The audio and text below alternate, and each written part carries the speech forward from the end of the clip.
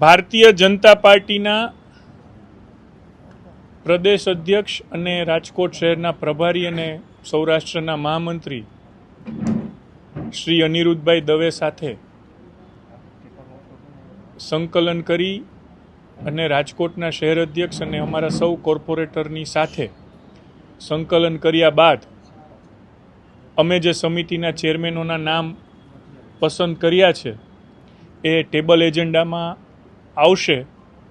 અધ્યક્ષ સ્થાનેથી મારા કાયદાકીય અધિકાર મુજબ જે 15 સમિતિના ચેરમેન, વાઇસ ચેરમેન અને સભ્યોની વરણી કરવાની બાકી હતી એ અધ્યક્ષ સ્થાનેથી હું એ આઇટમ આમાં સમાવિષ્ટ કરી રહ્યો છું. એજન્ડામાં પ્રશ્નોત્તરી પૈતા બાદ એજન્ડા આવશે અને આ વખતે એજન્ડામાં ઘણી બધી મહત્વની બાબતોનો પણ સમાવેશ કરવામાં આવ્યો છે.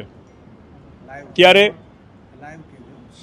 જે ચેરમેનના નામો છે એ હું આપની સમક્ષ મૂકી રહ્યો છું. એક સમિતિમાં 5 સભ્યો હોય એટલે કુલ 15 સમિતિના 75 નામો તો જે અમે નક્કી કર્યા છે એ બોલવા થોડા લાંબા પડશે, પરંતુ ચેરમેન સમિતિનું નામ અને એના ચેરમેનનું નામ એ અમે નક્કી કર્યું છે અને સ્વાભાવિક છે કે 65 કોર્પોરેટરો ભારતીય જનતા પાર્ટીના છે એટલે એ જે નામ અમે કહીએ છીએ એ જ નામો મનોનીત થશે.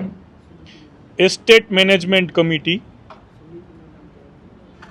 કંકુબેન ઉધરેજા, માર્કેટ સમિતિ Mohitsinh Jadeja, housing improvement and clearance સમિતિ દિલીપભાઈ લુણાગરિયા, પ્લાનિંગ સમિતિ અનિલભાઈ ચૌહાણ, લાઇટિંગ સમિતિ પરેશભાઈ ઠાકર, કાયદો અને નિયમોની સમિતિ જયરાજસિંહ જાડેજા, સમાજ કલ્યાણ સમિતિ મનીષભાઈ ભટ્ટ, વોટર વર્ક સમિતિ જયસુખભાઈ કાથરોટિયા, બાંધકામ સમિતિ અશ્વિનભાઈ ભોરણિયા, માધ્યમિક શિક્ષણ અને આનુષંગિક શિક્ષણ સમિતિ સોનલબેન સેલારા, શિશુ કલ્યાણ ખાસ ગ્રાન્ટ સંચાલિત યોજનાઓ અને અગ્નિશામક દળ સમિતિ કેતનભાઈ ઠુમ્મર, સેનિટેશન સમિતિ કીર્તિબા રાણા, આરોગ્ય સમિતિ ડૉક્ટર રિંકલ મેઘાણી, બાગ બગીચા અને ઝૂ સમિતિ રક્ષિત કલોલા, ડ્રેનેજ સમિતિ કિરણબેન હરસોડા. આ 15 સમિતિઓના ચેરમેનના નામ આ મુજબ છે. બાકીની આનુષંગિક જાહેરાતો જનરલ બોર્ડના ઠરાવમાં જ્યારે અધ્યક્ષ સ્થાનેથી આવશે ત્યારે સભ્યો દ્વારા ચૂનવામાં આવશે.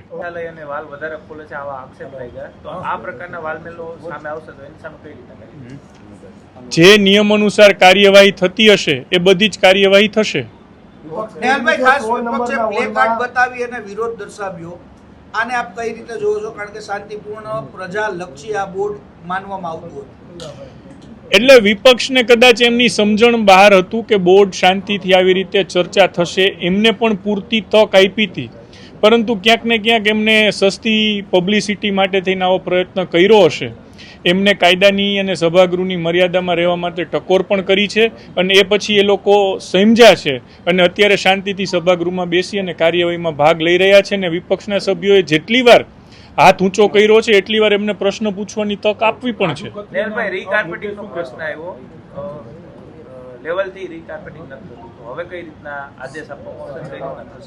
એટલે જે મેં ફરીથી કહું છું કે જે પ્રશ્ન કે સમસ્યા કોર્પોરેટર દ્વારા રજૂ કરવામાં આવી છે એ તંત્રના ધ્યાનમાં પણ સ્પષ્ટપણે આવી ગઈ છે, કારણ કે આ જનરલ બોર્ડના માધ્યમથી રજૂ કરવામાં આવી છે.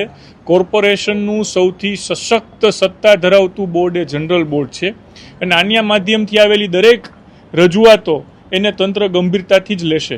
કાજુકતરીનો મુદ્દો ઉઠાવ્યો છે વિપક્ષે જનરલ બોર્ડ પહેલા, હજી સુધી નથી આવ્યો. બિલ બન્યું છે, તમને ખ્યાલ નથી? બધો ખ્યાલ છે, પરંતુ અત્યારે જનરલ બોર્ડની ચર્ચા છે અને જનરલ બોર્ડમાં હજી સુધી પ્રશ્ન નથી આવ્યો. નેહલભાઈ, જનરલ બોર્ડ ક્યાં સુધી ચાલવાનું છે અને કેટલા પ્રશ્નો આજે આ બોર્ડની અંદર લેવામાં આવશે? કેમ કે સામાન્ય રીતે 12 વાગે પૂરું થઈ જતું હોય, આજે 2:30 વાગ્યા સુધી તો ચાલ્યું છે, હજી ક્યાં સુધી ચાલશે? અત્યારે 3 વાગ્યા છે, 3 થી 3:30 નો લંચ બ્રેક ડિક્લેર કર્યો છે અને કુલ 20 કોર્પોરેટર દ્વારા પ્રશ્ન પૂછવામાં આવ્યા હતા અને એક કોર્પોરેટર દ્વારા 2 થી 3 પ્રશ્ન પૂછવામાં આવ્યા હોય તો અત્યારે 12 પ્રશ્ન પૈતા છે.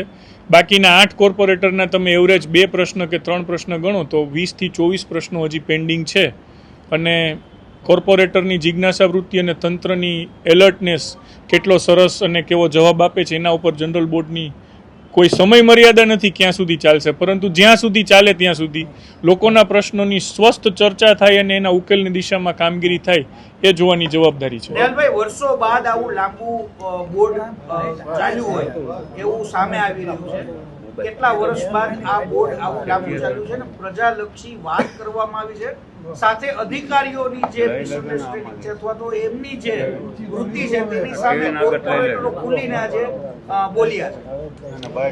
અમારી પાર્ટી અને ગુજરાત સરકાર દ્વારા લોકોના હિત માટે જનરલ બોર્ડ કેવી રીતે ચલાવવું એની જે એમની સાથે ચર્ચા થઈ છે ને એમના માર્ગદર્શન મુજબ જનરલ બોર્ડ ચલાવી રહ્યા છીએ અને આપ જોઈ રહ્યા છો કે લોકોના હિત માટેની જે કંઈ જરૂરી સ્ટેપ છે અમે લઈ રહ્યા છીએ. રાજકોટ મહાનગરપાલિકાની ચૂંટણી પછી આ સૌ પ્રથમ જનરલ બોર્ડ રાજકોટ કોર્પોરેશનના હોલ ખાતે મળેલી છે.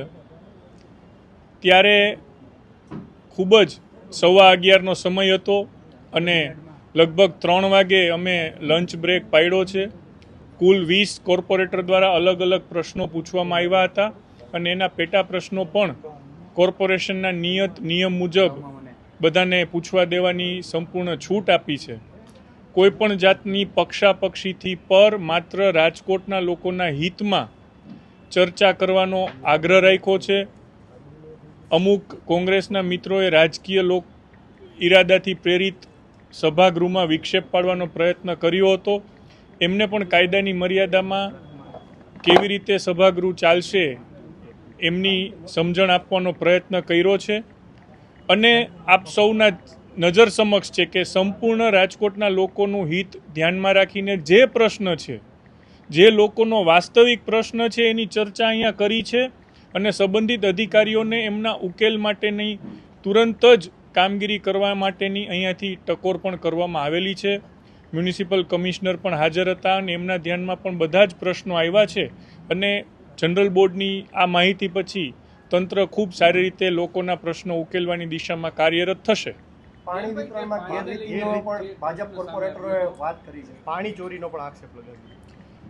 આપ જનરલ બોર્ડ તો ઓપન છે, આપ સૌ રેકોર્ડિંગ પણ કરી રહ્યા છો, એટલે જે ચર્ચા થઈ છે સામે છે અને એના આધારે જે કંઈ પગલાં લેવાના છે એ નક્કી થશે. શું થશે? એક પ્રશ્ન એવો હતો કે જે બંધ મુઠ્ઠીએ કહેવામાં આવ્યો કે સફાઈ કામદારો આરે શું થાય છે હાજરીને લઈને, કે એક કોર્પોરેટર પોતે બોલ્યા કે હું જાહેરમાં કરી યોગ્ય નથી, એટલે સફાઈના ક્યાંક ભ્રષ્ટાચાર છે એવું કહી શકાય. જો એ ભાઈ જાહેરમાં બોલ્યા હોત તો હકીકતે કોર્પોરેશનનું ખુલ્લું પડે. કોર્પોરેટર એમણે એ પ્રમાણેનું સંબોધન એક સંબોધનના સ્વરૂપમાં કર્યું છે, પરંતુ બાકીના કોર્પોરેટરે બહુ સ્પષ્ટ કીધું છે અને જે કંઈ વાસ્તવિકતા છે એની ચર્ચા જનરલ બોર્ડમાં કરીએ છીએ. કશું છુપાવવાનું છે નહીં.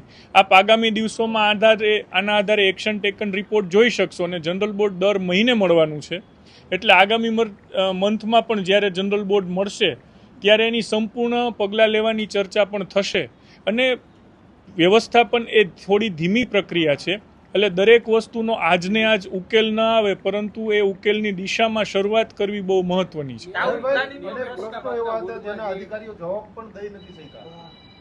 એ અધિકારીઓએ જોયું હશે, સમજ્યું હશે અને આગામી દિવસોમાં એમને કેવી રીતે કામ કરવું એના આધારે એને ખબર પડશે.